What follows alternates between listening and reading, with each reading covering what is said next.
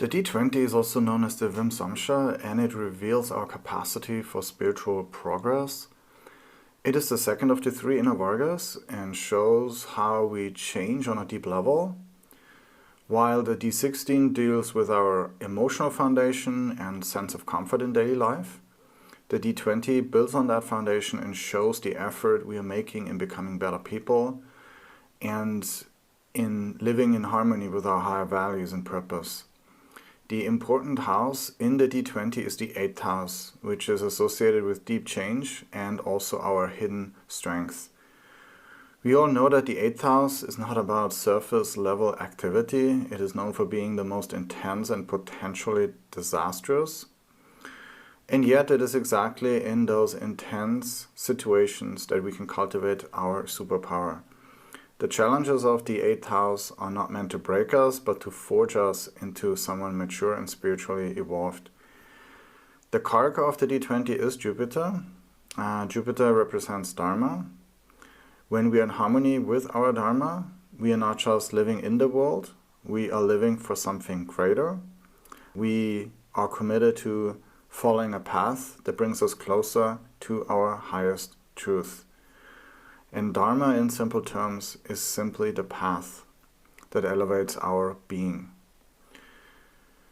Jupiter is our guiding force, and Jupiter represents the wisdom, the teachers, and the spiritual grace that guides us on our higher path.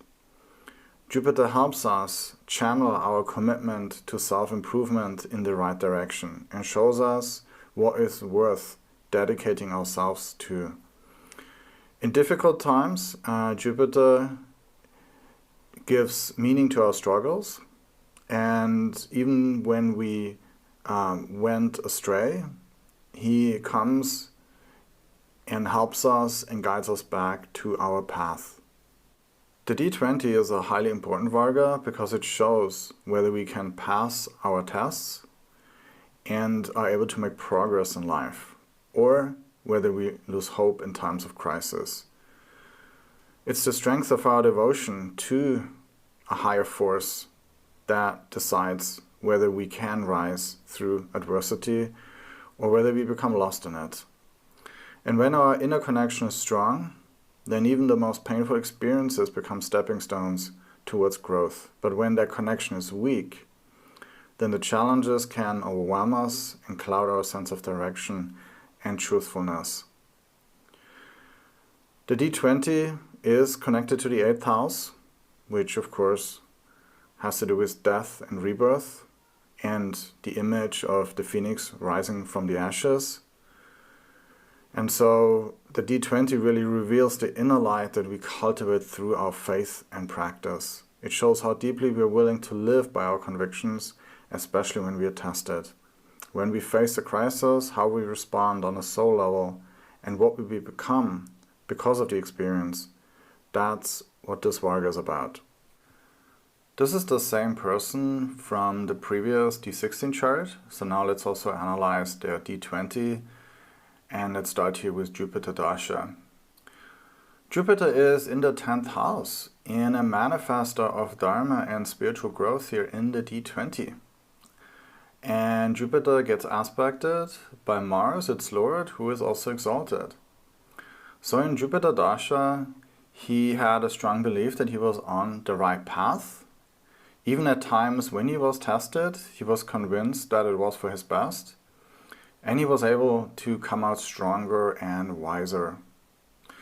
Since Jupiter is a manifestor in the 10th house, and also here in a natural friend sign, he was able to manifest devotion that elevated his life, right? And this started right in the beginning in Jupiter.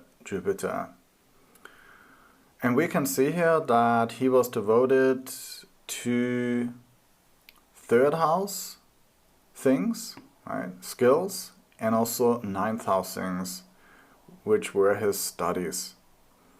And so right away, in the beginning of Jupiter Dasha, he immersed himself in his studies in training as an automobile engineer. He was dedicated to learning, to improving, and to mastering his craft. He really loved what he was studying, and later on also he really loved his job as well. Jupiter here rules Saturn, the karaka of career and ambition, and Jupiter here is placed in the 10th house, also of status as well. And so Jupiter Dasha really indicates a very dedicated and fulfilling job experience. Now Saturn is also the Dara Karaka, which represents his wife. And Saturn also here rules the 7th house, which is his marriage. And so he also got married in Jupiter Dasha and was able to lead the partnership. We can see here, of course, in a Jupiterian way, with a sense of purpose, with forgiveness, and the willingness to overcome difficulties together. Now the D20 isn't the only Varga dealing with letting go of the ego and surrendering to what is. All the three inner Vargas, the D16, D20 and D24, are moksha Vargas and contribute to our ability to be free and happy. And the D16 provides the emotional foundation, the D20 the capacity for spiritual progress, and the D24 can award liberation. We have already studied the D16, which was quite afflicted, and it was literally only during Jupiter Dasha that they managed to cope with uncomfortable situations to a certain degree. But underneath, there was all this unresolved tension and frustration, and the inner foundation was very shaky. But in Jupiter Dasha, it didn't collapse entirely yet, and he was still able to manage. And so this is really an important principle. If our inner foundation is weak, as it's shown in the D16, and we are emotionally unsettled and unable to find peace within ourselves, then it becomes much harder to make spiritual progress. The D16 represents our comfort, our ability to hold steady emotionally, and without that, even the best intentions or spiritual practices indicated in the D20 can't fully take root. And the person might devote themselves to sort of a higher path, but then it becomes a lot harder for them to really sustain the momentum if the foundation is weak.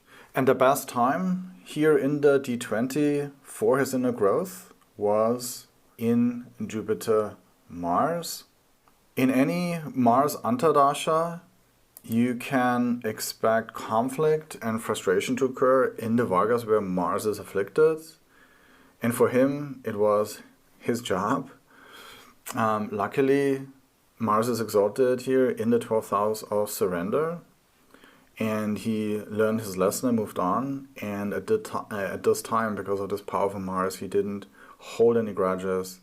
And he was able to, keep his act together. Now, we have previously mentioned that he couldn't do so anymore in Jupiter Rahu. This is when he quit his job at the automobile manufacturer because he didn't think that he got paid enough. And so in the D20, we can see that Rahu is here in Gemini, ruled by Mercury, who is debilitated. And Jupiter and Rahu are also here in a 6-8 position, indicating a possible loss of devotion and a possible attempt to escape deep-rooted problems. But this happened at the very end here of Jupiter Dasha. In the D20 we can see that for the majority of Jupiter Dasha, with this, strong Jupiter here, that he was able to maintain his devotion to self-improvement, to self-mastery, and he was willing to live by his convictions. In the D16 previously, we have seen that he had to fight for his peace and to stay grounded, and he barely managed to do so. And here in the D20 we can understand that the progress he has made in Jupiter Dasha didn't really come from inner comfort or a sense of inner peace, but really just from his willingness, to keep showing up again and again and to really just try his best, even when it was hard. So now let's move on to Saturn Dasha. In Saturn Dasha, the energies shifted for the worse. We can see here that Saturn is only aspected by debilitated Mercury and Rahu and Ketu, who are also debilitated. And this severely distorted his quality of devotion and inner compass. Saturn Dasha made it increasingly hard to maintain a spiritual connection.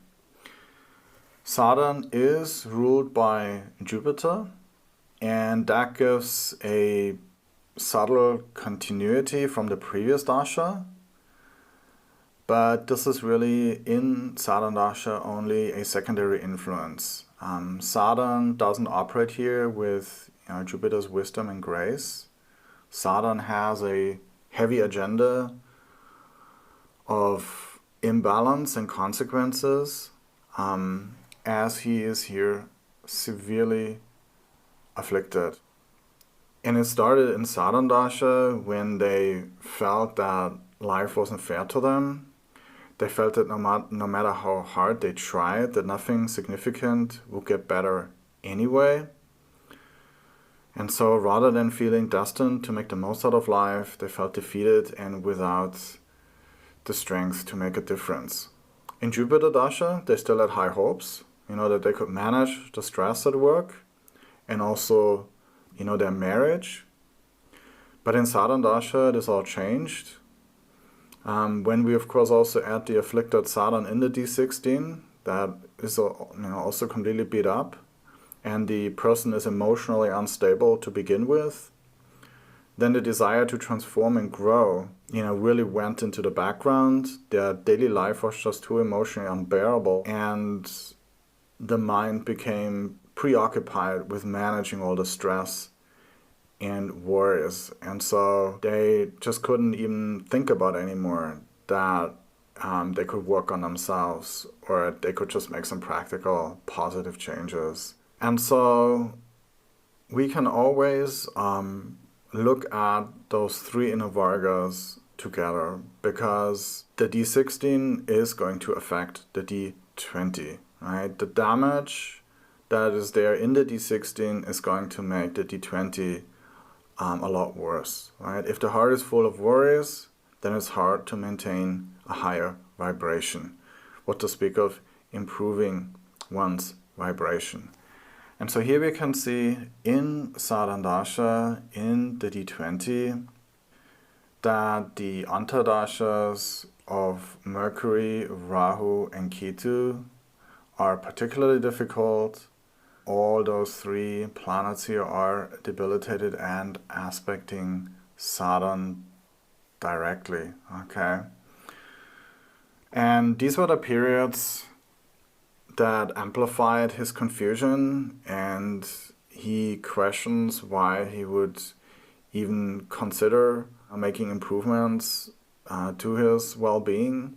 He didn't feel like that he could change anything in his life for the better, okay? And so he basically lost any type of spiritual outlook during those periods.